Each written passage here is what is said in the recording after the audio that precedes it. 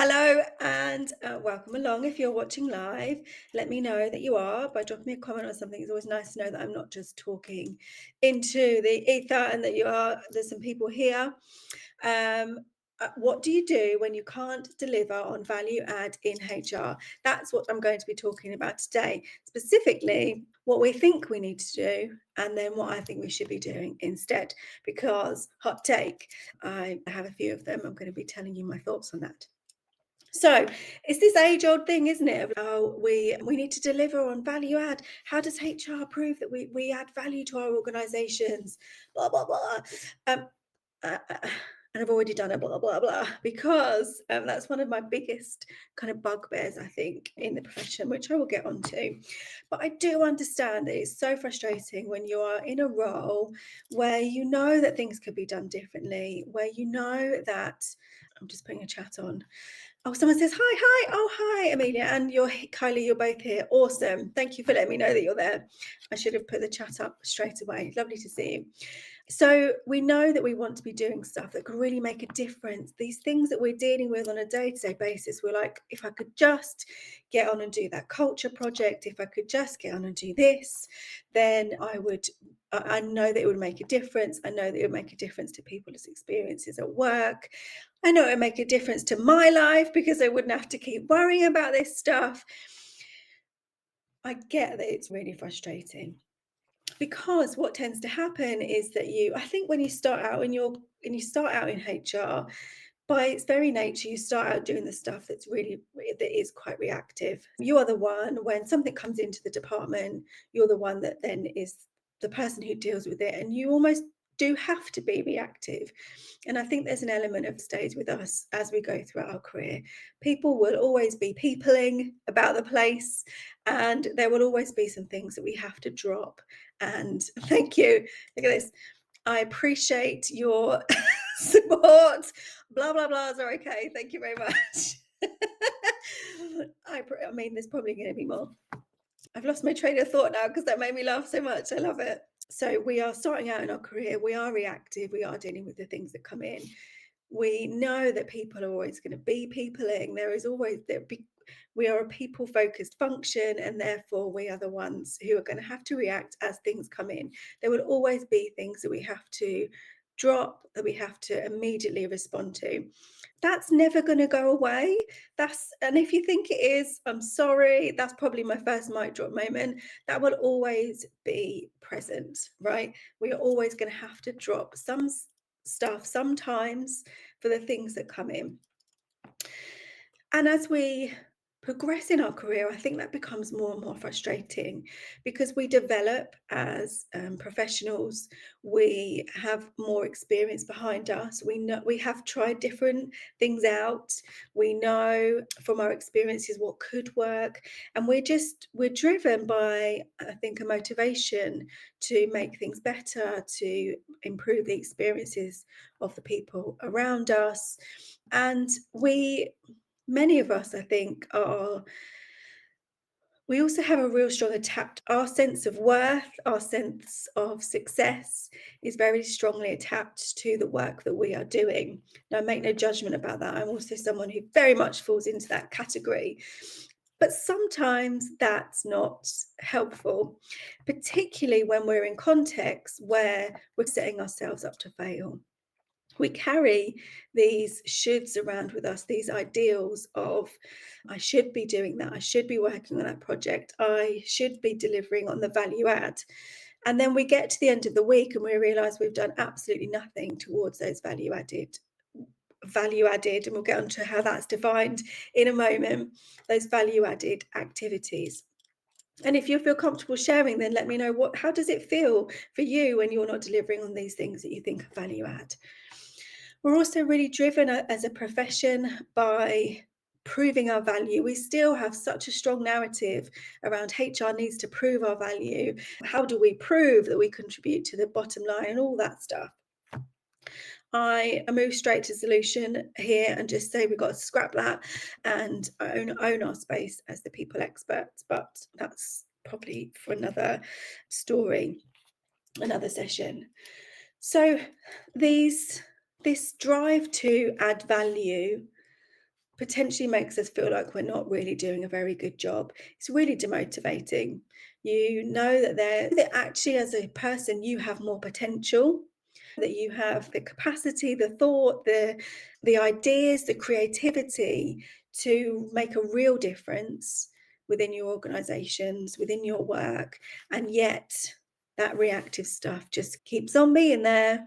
And that tends to be the things that then people ask for you to do. Yeah, we want you to do the big culture stuff, but can you also, culture's kind of pizzas, so can you sort out some pizzas on a Friday? And you're just sitting there, I was doing this at the start of my career, why am I still doing this?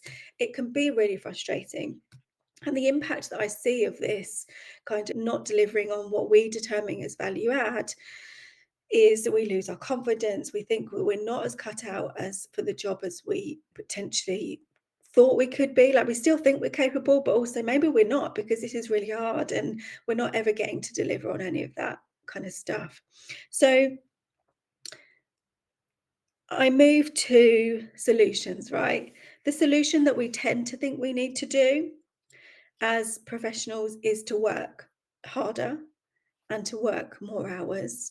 Okay, I'll just get this reactive stuff out of the way. I'll make sure that's done, and then I'll be able to move on to the value add. Or in the week, I will do all the reactive stuff because that's what people are asking me for.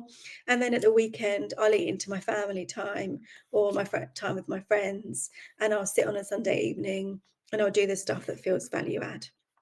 That to me isn't a long-term viable solution, and perhaps you might be feeling that too, in that why should you start to resent it, right? You start thinking, why should I be giving up my weekend when they're not acknowledging this extra time that I'm putting in? Like, why should I be giving so much of myself to my work? And you are absolutely right. Sometimes your work requires you to put extra hours in. That should not be the default, and it should not be the norm. You let me know what the consequences of this kind of pull to always deliver on the value add are for you too. Now, working longer isn't the answer.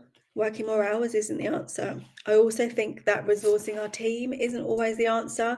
That tends to be the thing, oh, if I can get some more resource over the line, whoever signs off resource anyway, it doesn't happen. But we try and ask for it, don't we? Can have some more resource. We'll take on more, just keep on taking more on more projects, and then I will be delivering on my value add. Those projects sitting there, always on the background, always on our shoulder. Now, what I'm going to ask is, who's telling you that they're value add? Now, I can only speak from my experience, and actually some client experience as well. Often we're defining for ourselves what value add is. So our organizations are saying, come to us, do this thing. We need you to be reactive. We need you to do these initiatives, blah, blah, blah. And I don't think anyone ever said to me in my role, can you deliver on this value add activity? I think that's a thing that we've created for ourselves as professionals. You let me know, has anyone ever actually been said, can you deliver on this value added stuff for me? They might not use that. They're not using that language, I don't think. And if no one is telling us what the value added stuff is, then what's our motivation for thinking that it's important other than being driven by a should? Just a question. And how realistic are the standards that we're setting for ourselves? So again, it's one of my biggest bugbears. You can't open like an HR magazine or HR article without someone saying to you, HR should, HR must lead on this, HR must be doing this, HR should. It completely ignores the fact that there are individuals like within HR. That person, that HR should, is like a collection of people.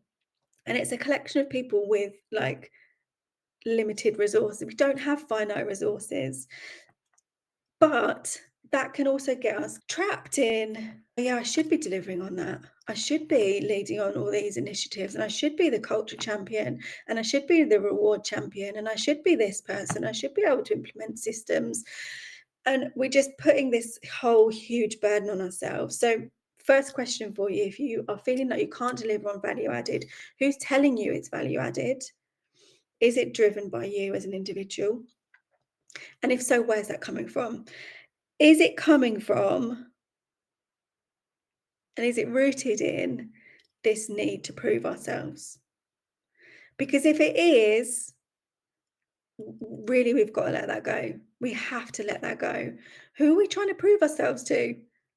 If businesses haven't caught up by now that the HR profession is really valuable, like what's going on in the world, I think it requires a change in how we approach things.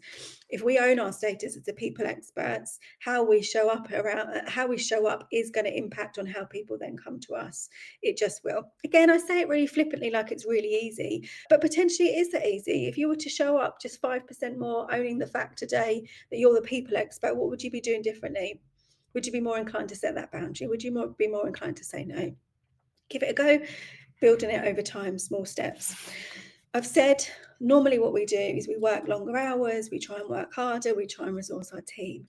I don't think those are solutions. Here are some of the things that I think are.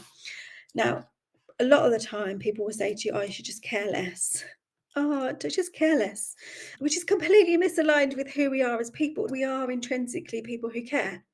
That doesn't really land for us. That doesn't really align for us, does it? If someone just says, yeah, I'll just care less, just do less, man. It doesn't work. Touching emotionally is a different way of thinking about it. It's not about caring less, because caring less just doesn't align with who we are as people. We're not going to be able to do that. It's going to feel really icky. It's not going to be sustainable for us. We're ambitious, we want the challenge, we want to grow, we want to get onto those projects that are going to stretch us. So just saying I should care less about those projects, no, not going to fly. But how you're caring is potentially up for grabs.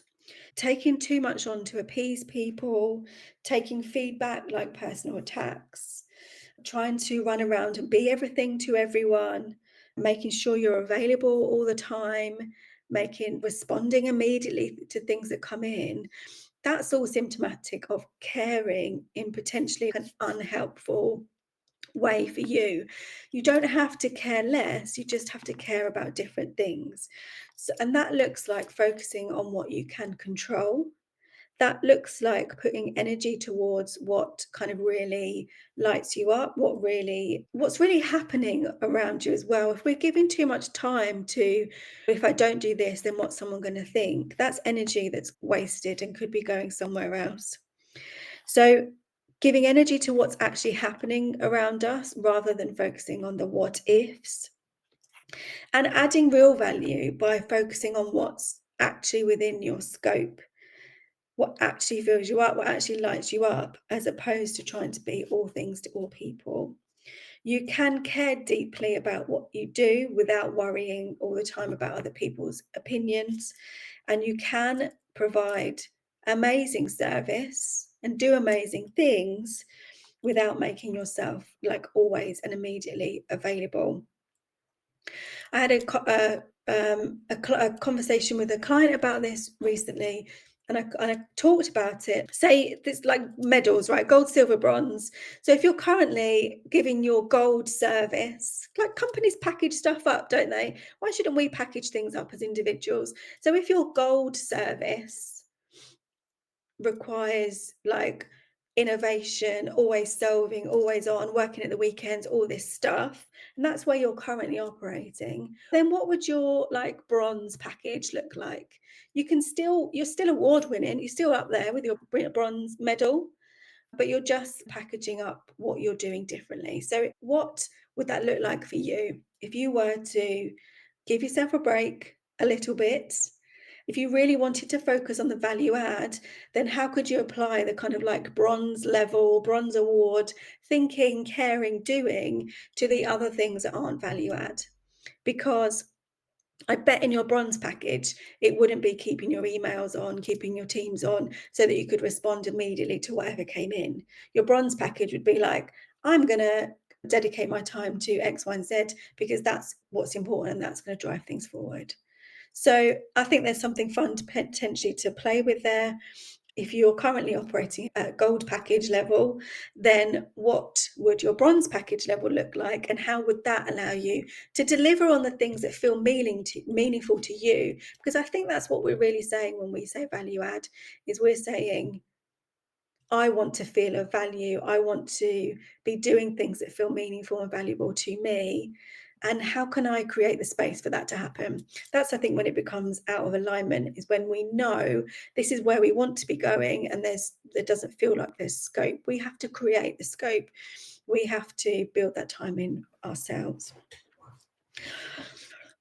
And the question of who's telling us what value add is a really important one, I think, because the reality is, if your organization is coming to you and is only ever asking you for that reactive stuff, if they are not involving you in the big projects, if they are like getting you involved right at the last minute, if they are keeping you out of the loop with stuff, if they are just coming to you for, oh, can you just knock us up a communication strategy about this, or write an email for us, come on.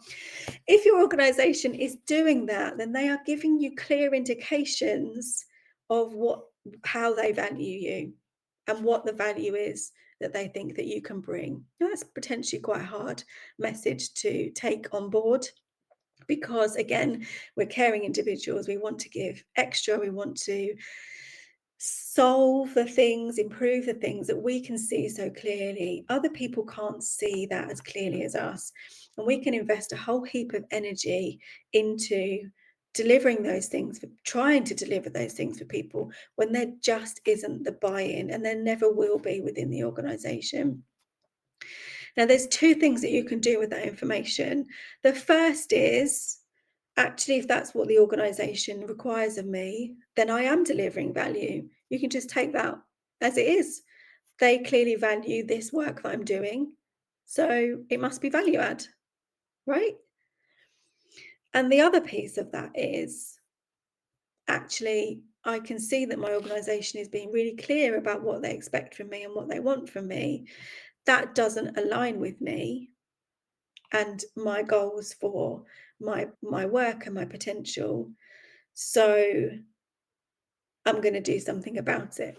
And sometimes that will mean leaving the organization, even though you can see there's so much potential. I think this is what's so hard sometimes, is that you can see things could be different, or you can make a difference. Things could be brilliant with a few interventions here or there. And you're like, oh, but this is so exciting. I could do this stuff. If your organization is giving you clear indications that, over a period of time, that stuff is never going to be doable, that's really not where their attention is, then we have to let go of what could be and accept the reality for what is. Here I am on a Wednesday hitting you out with some hard truths. But sometimes that is hard to hear, and sometimes that's the message that we do need to hear. The next solution, I'm not saying always walk away, by the way, that's not always a thing. Sometimes things can turn around and things really can change. Again, sometimes when we start showing up differently, we get different results from the people around us. So it is possible for things to change within an organization, but there is a point where you have to stop giving your energy to things. And the last one is the last solution for me is a way of thinking about things that really had such an impact on me. And it's a book called The Gap and the Gain Thinking. I'll need to link down to the author and give you the full link to that. Essentially, the point is this: most of us spend our time measuring our success based on an ideal. So anytime we're talking about, I need to deliver on the value add, that is an ideal. Now, the thing about ideals is that they're meant to be motivating, they're meant to be driving us forward, a target for us to strive for and work towards. They're not actually meant to be a benchmark, because it's an ideal. In an ideal world, we'd be able to get on and do our jobs without people. We'd be able to in an ideal world, spend our whole day focused on that piece of project work. The communications piece would go really well. Everyone would be like totally vibing the work that we do. That's the ideal. The ideal world doesn't exist. People are complex. People throw up barriers for us. So your ideal that you're striving towards, your value add, is only ever a target. It shouldn't be the benchmark that you are measuring yourself against, particularly when you are attaching some kind of self-worth to that work that you're doing. And I entirely count myself as someone who does that. By the way, I haven't nailed it yet. The more motivational way of thinking about things, the kind of success to the key to being able to sustain ourselves moving forward is to look at where we've come from. So where we are now compared to where we've come from. So if at the end of the week you're thinking, do you know what? I haven't done diddly squat on that culture project. I haven't done anything about that system. I haven't done anything, blah, blah, blah, whatever. All of the projects that you know are going to make a difference. You haven't touched any of them. But what have you done since Monday? Where did you start the week on Monday? And where are you now? And I bet you that even in the reactive work that's not value add, you will have delivered value. And how do I know that? Because the work that we do matters. The work that we do around people, around the care that we give, around the empathy that we give, that matters because it lacks elsewhere. If it were not for us in those situations, being the people expert, and sometimes that simply means giving someone the space to be vulnerable and to open up to us, that has value. It just does, and we have to start recognizing that. Just because it's not recognized somewhere else in our organization, oh, how do you quantify that on the P&L? Couldn't give a shit, quite frankly, because in that moment, I have delivered value and I have made a difference. That's what we reflect on at the end of the week, not all the stuff, oh, I should have been doing this, I could have been doing that. Absolutely not. You have delivered value simply because you've shown up as a values-led person with integrity and you have cared. That for me is, like I say, it's lacking elsewhere in our organizations. And that social and emotional skills that are so important, innate to us, just because they're misunderstood or undervalued elsewhere, it doesn't mean they don't have value. What are my solutions? Detach yourself emotionally when you can't deliver on value add. The first thing is question why you think the stuff that you're doing is value add. If it's driven by a need to prove yourself, then find a different reason to do that work, because we shouldn't be trying to prove ourselves. I've done a should. I don't normally try and do shoulds because that annoys me. But really, let's just get over it. Let's just get over trying to prove our value. No more people experts.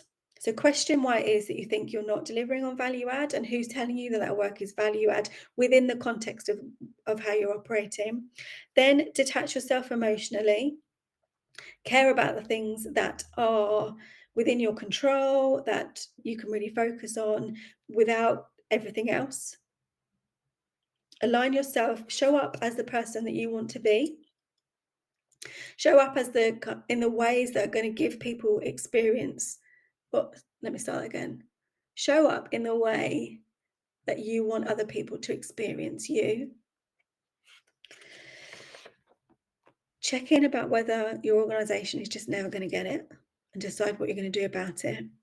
And then measure the gain in the work that you have done, as opposed to measuring yourself against an ideal. Whistle stop tour, which I hope that you found useful. Let me know your thoughts in the comments. Let me know if you think I'm talking a load of rubbish. How can I not care? Absolutely fine. I'm not telling you not to care. I'm telling you to care about in a different way, care about different things. Up in the corner here, there's a little QR code. I run an event for women in HR. It's happening in May this year, where we dig into this stuff in a whole lot more detail. So you get a whole day of me going, rah, own your expertise. You're amazing. Like, you're really valuable. If you want if you want to experience that, then please do come along. You're going to get hyped up. We're going to dig into some of these issues, get you real solutions, get your support network. Do come along. I'm also going to link in the comments a new free ebook that I've created which is all about getting in control of your workload, some tools and techniques to help you do some of this stuff. And yeah, hopefully I'll see you either in your inbox for the ebook or at the big meet. Thank you, Amelia. Put things into perspective. I appreciate that. Very important. You're so welcome. Have a wonderful rest of your Wednesday, and I will see you all again really soon. Take care. Bye.